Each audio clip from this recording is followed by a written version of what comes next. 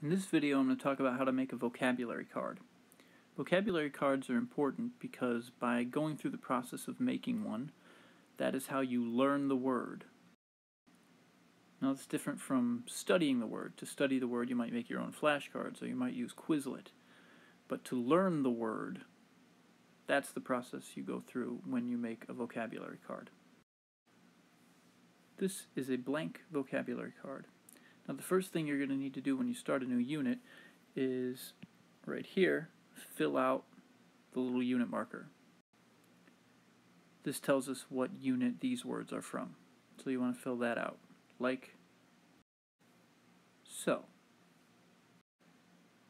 Next, you're going to want to fill the actual word in here. For the sake of this example, I'm doing the word ubiquitous, which is a nice handy word to have in your vocabulary anyway. So the next step, after you put the word in, is to put the definition. So the definition of ubiquitous is present or appearing everywhere at once. Now, the definition, this, we will give to you. That's important. Some words have multiple definitions. Some words can be both a verb and a noun. So if you go searching for your own definition, you might get the wrong version.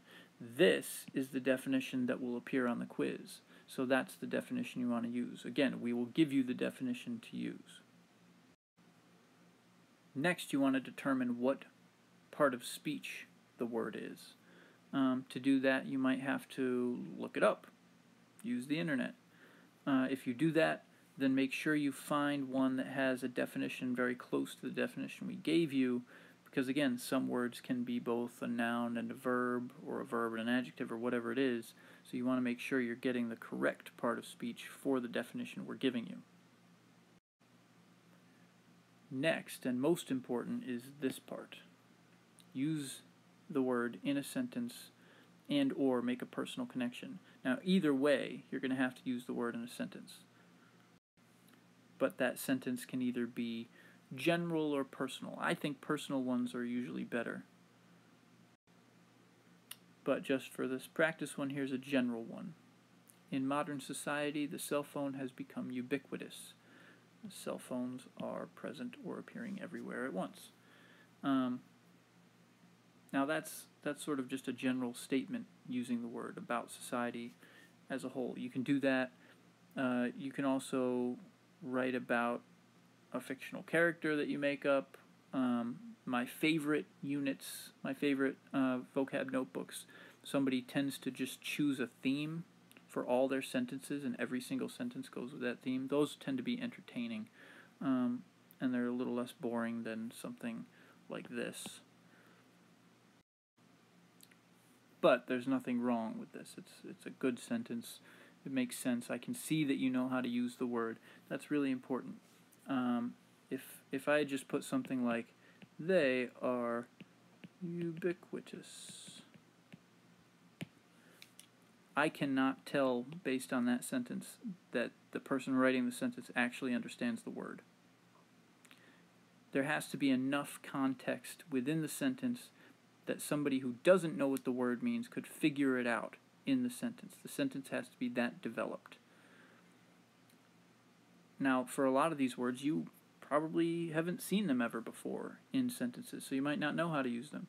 In that case, you should go on the internet and look at examples of the word being used correctly, and then, and this is very important, write your own sentence.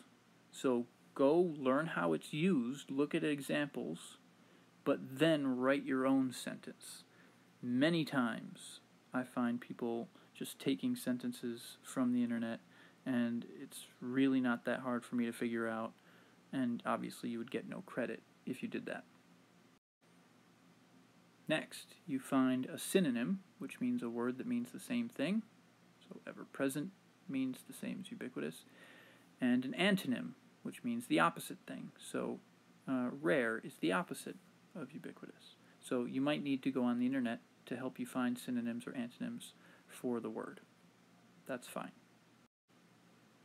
And finally, the last part is the picture. Now, you don't have to be Van Gogh or Leonardo da Vinci You just have to draw some sort of image that captures the word.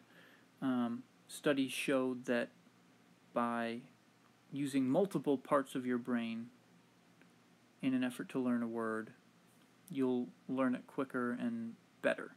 So another part of your brain is the image part of your brain.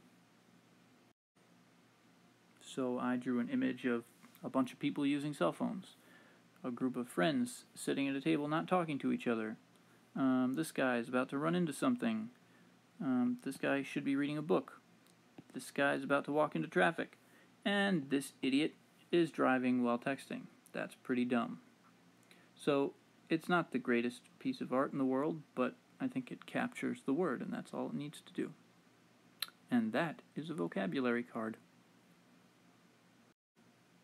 Mindeman out.